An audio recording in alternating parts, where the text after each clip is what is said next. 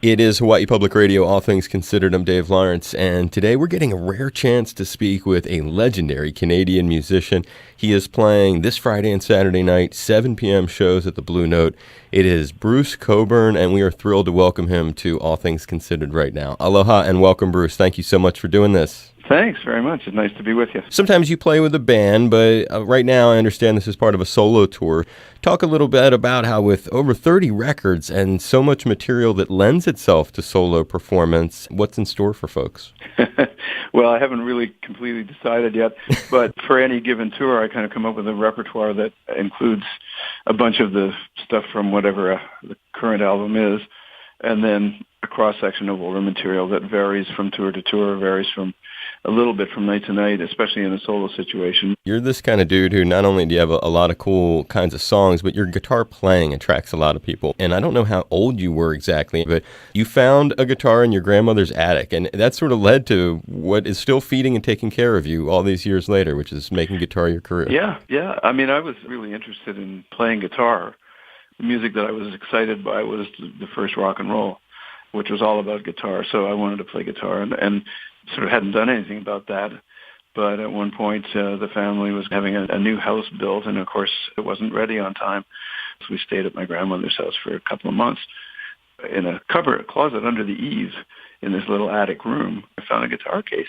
I opened it up, and there's a guitar inside. My heart started beating fast. It's like, ooh, and I didn't know anything about how to play it. And it was set up to play Hawaiian, set up with the high nut so that you could lay it on your lap and play it with the steel. Wow.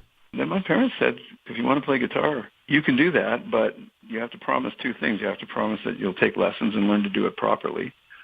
And you have to promise you won't grow sideburns and get a leather jacket.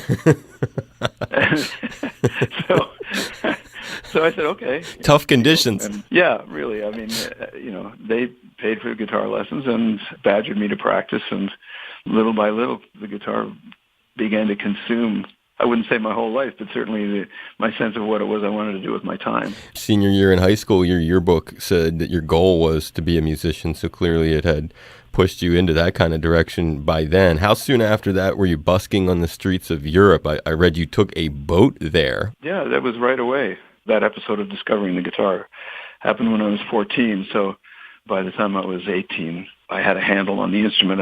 I wouldn't say I was a good player, but I could play. I had fallen in with some folkies, discovered the world of fingerpicking, and when I went to Europe, the excuse was I was going to go visit a Swedish friend I had met the summer before when he came to visit Ottawa, where I grew up.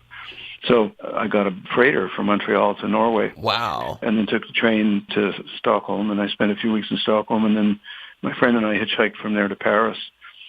I did a little busking along the way, and when I got to Paris, I met up with an American clarinet player and a French trumpet player. They'd been playing kind of Dixieland stuff together. My little ragtime repertoire was close enough. They wrestled up a 6-string banjo somewhere, which was loud enough to actually be heard, playing with the clarinet and the trumpet.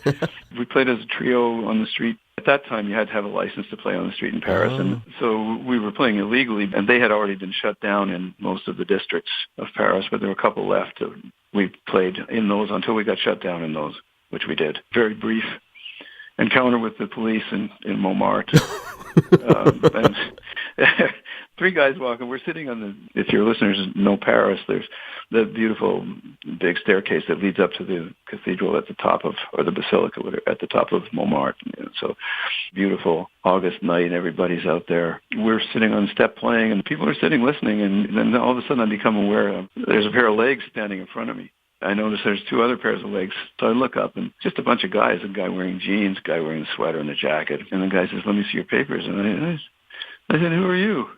and the French guy, the trumpet player, elbowed me hard, and then I realized that the guy in the jeans had a pistol sticking out of his hip pocket.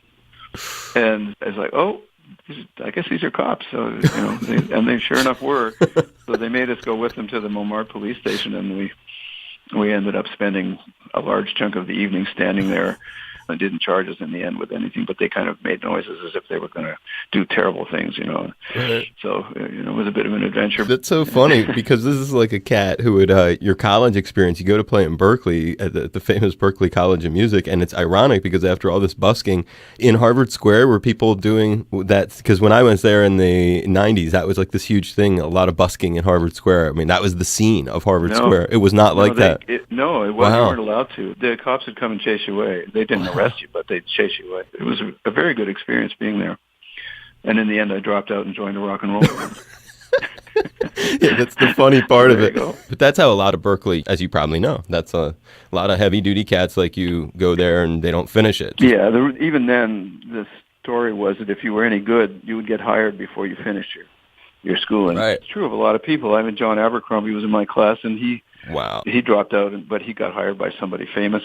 That wasn't my case. I dropped out because I realized that my path lay elsewhere.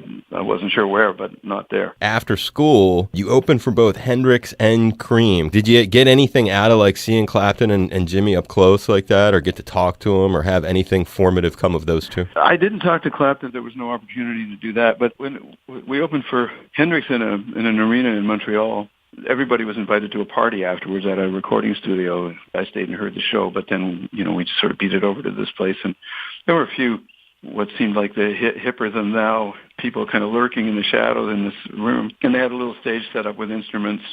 People drifted in. Nobody was interested in us at all. But then Mitch Mitchell and Noel Redding came in. Yeah, I ended up talking to Noel Redding. Hendrix wasn't there yet. They got in first.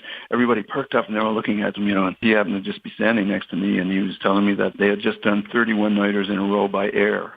Wow. And I can't imagine. I mean, they smelled bad. Their clothes were in rags, but they were pretty cool clothes. But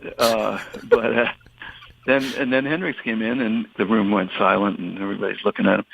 And he was standing next to me and Noel, and he sort of turned to me and he said, "I don't know what all the fuss is about, man. I just want to play some music."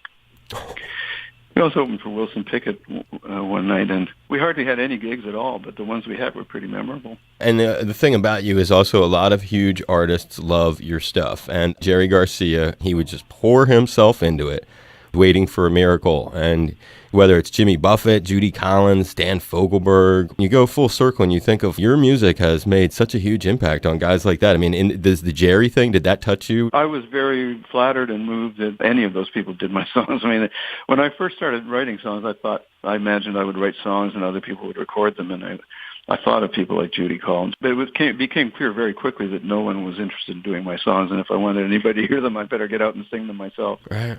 So that's what I did. Never paid much attention to the idea that other people might record them. But after a while, other artists started getting interested in doing them. And it's always interesting to hear what people will make of them.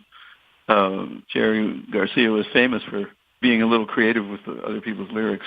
My song was no exception. Right. When I heard his version of it, the recorded version, it was like, what?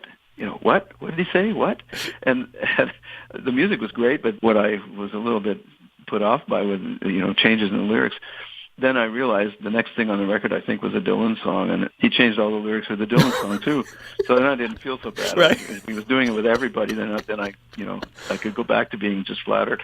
Right. I got to meet him not too long after that. The Dead were playing at Madison Square Gardens. They were doing a week there, and it was opening night. And between the sound check and the show, they took me to meet Jerry, and he was meditating in a tent at the back of the stage. We had to wait till he was prepared to receive guests. And then after a while he came out and he said hi, shook my hand. He was very warm and friendly. And he said, "Oh, man, nice to meet you. Great song." And he said, "I hope I didn't mess up the lyrics too much." And I said, "Well, I was going to wait till the second time I met you before I brought that up. But, it's fine. You did it your way, and I'm glad you did. So thank you." But it was just funny that he brought it up. He was aware of his own reputation in that regard. Yeah. Some great storytelling. It's Bruce Cockburn, joining us on All Things Considered. So grateful we got to talk to you. Yeah, it's very nice to talk to you. I appreciate your interest. Really loved all the stories, dude, and looking forward to the show, too. Thanks for being on with us today. Thank you. Aloha, this is Bruce Cockburn, and I waited a very long time to say these words. You and I are in the company of our friend Dave Lawrence. Look at